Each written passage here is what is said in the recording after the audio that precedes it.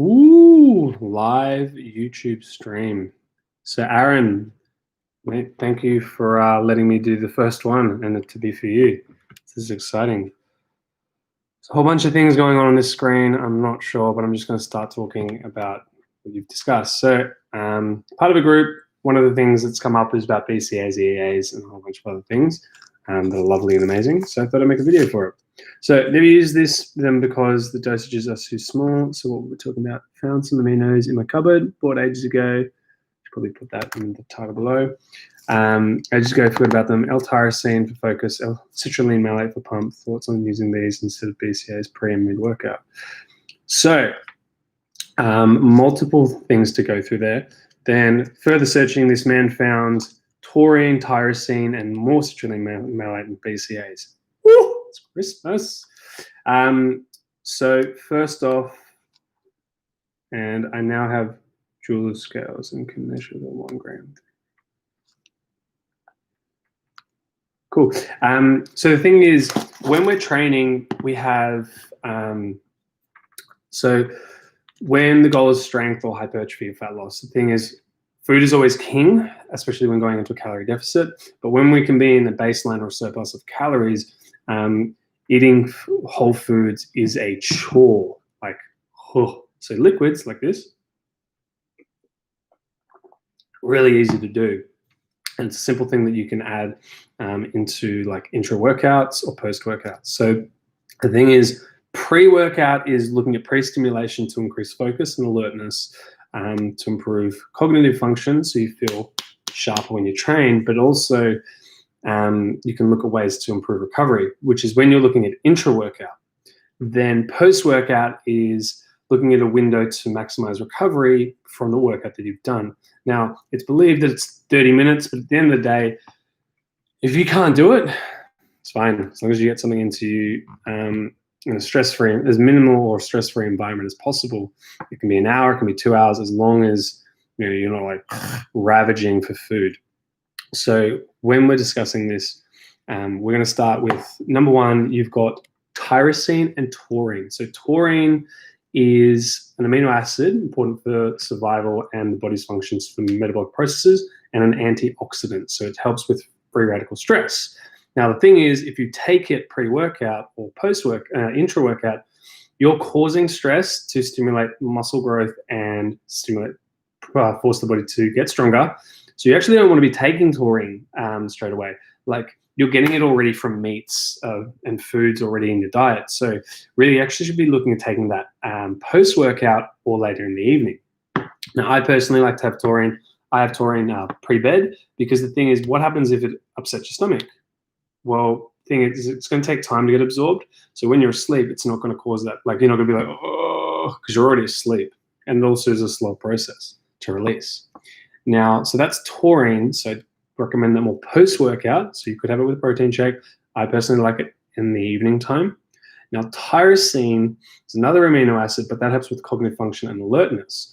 Now, the thing to note here is, do you want to be alert just before training or through the day? Well, through the day.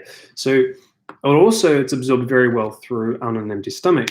Now, if you look at the pan of time, when would you have be in the most fasted state to maximize absorption of this?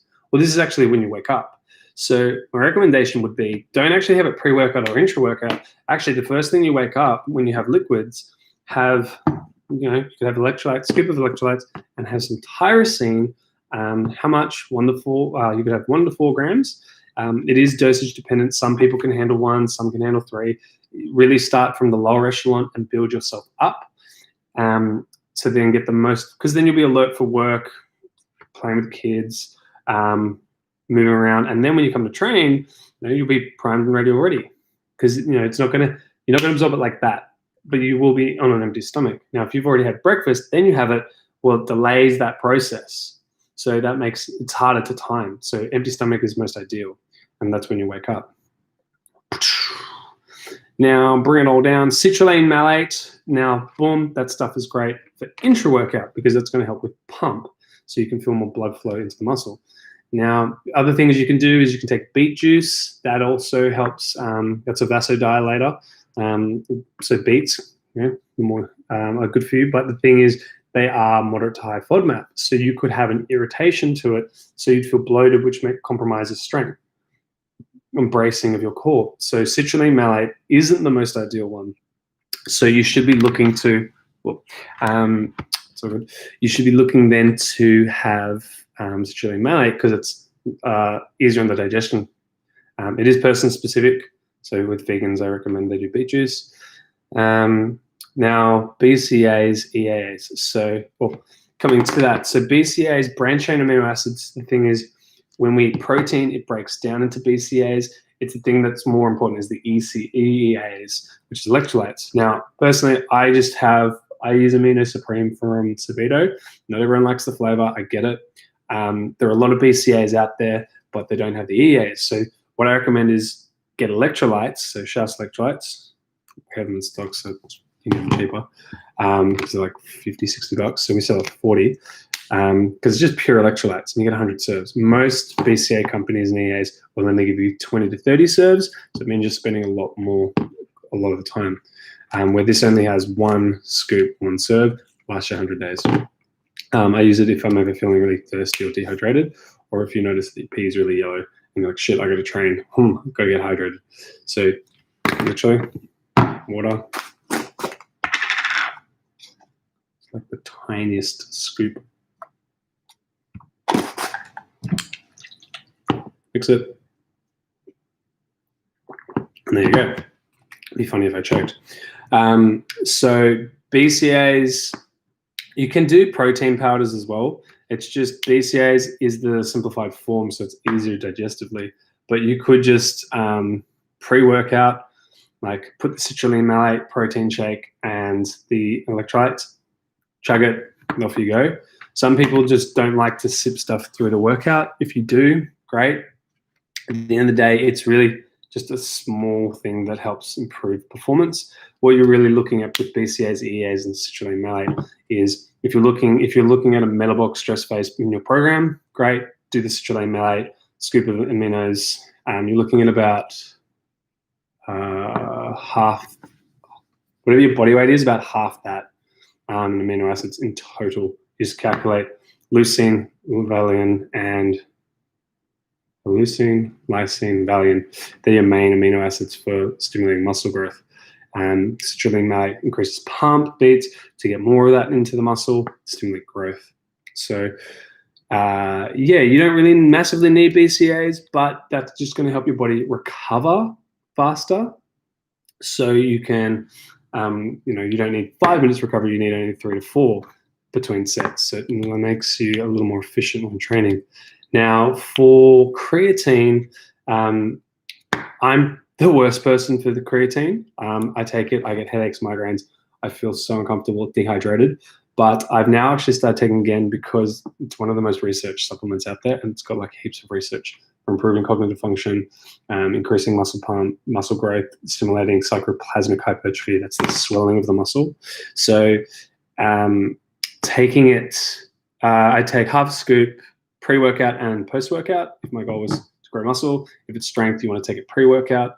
But if you're someone who notices you get dehydrated, cracked lips, migraines, you're like, oh, you could be a high absorber, you feel thirsty, just take it at nighttime with your nighttime shake. Because my body goes through that process. My sleep's a little more irritable. Fly farts in the other room and I wake up, God damn it. But I take a little bit more magnesium to relax the body, so I still sleep pretty well. But if you take it on its own, just thing to note. So 2.5 grams is my thing. You can push it up to 5, but start on the lower end because more doesn't always mean better. It just means your ability to absorb. I am a high responder, so I take like 3 grams and I get the results from it, which is great, but I also get some unfortunate side effects, which I don't like. So I don't do it around workout time. So the way to get around it is nighttime. So creatine, awesome. Half scoop. Again, if you were to push me and go, well, Karl, what can I really do? I don't have much time. Well, cool. I do 5 grams of creatine. I would do citrulline malate in a pre-workout shake with 2 scoops of BCAAs or 1 scoop of protein powder. Just to its own. Chug it. like for the start of the workout through the warm up, and then just sip on water through the rest of the workout. You'll be good to go. And if you want to do a bit more cheeky arm workout, make sure you really squeeze at the top and lock out to force the body to put more blood there. And then I would have your taurine, and just have it at nighttime, with your magnesium that you have, and tyrosine first thing in the morning with your coffee. Yes, caffeine, tyrosine, and I do alpha GPC myself. I do 3 caps now at the moment. Golden. So you only have to do them 3 times rather than pre, intra, post. Don't worry about post. Just have high carb meal with protein at nighttime. With post workout, don't worry about supplementation that time, because yeah, you can get a bit finicky. So 5 grams, that's normally the scoop that you would have. If you don't have the scoop, let me know. There are heaps of scoops here, and I can just give you one for a 5 gram serve. So yeah, hope that helps answer your questions. There's a whole bunch more about Tats and butt winks. Tats is the pro on the powerlifting side, so I'll let him stay there. Bro, how much is the squat? The first starts squatting. No. Guys are all talking about squat maxes. That's great. Squatting 60 and was heavy. All right, so I hope this video helps. Any questions, let me know, and I'll be in touch. And bye.